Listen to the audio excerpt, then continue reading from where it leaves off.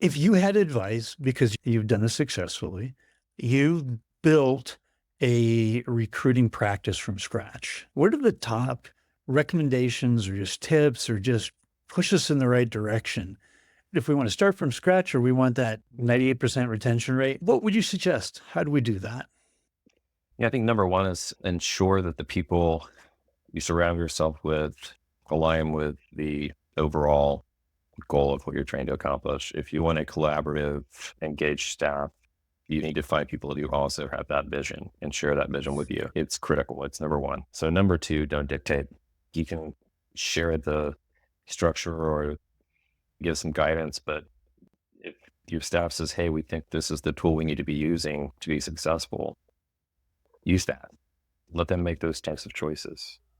What tools are going to make you productive, make you successful, and what we need you to do. Let them make those decisions. One of the things I learned quickly in smart data, which has become my mantra, thanks to a friend of mine, is if you're going to fail, fail fast.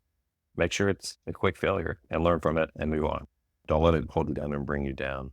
The collaboration, like I said, has to go throughout the organization, that relational model. And if you're telling your staff, hey, this is what you're going to use, they may not have ever worked with that tool.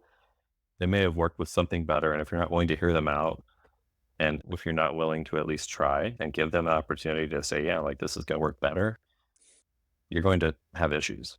You're not going to keep people very long because they don't feel valued. They don't feel heard. And they may be better than you. I've got a recruiter now that I would say she could outpace me if I was still heavily like in the weeds every day, all day long. She'd probably outpace me. And that's great. That's what I want. I want people who are ready to go and beat me at my own game sometimes. That's important. So that's one of the things I love. I think it's just that mindset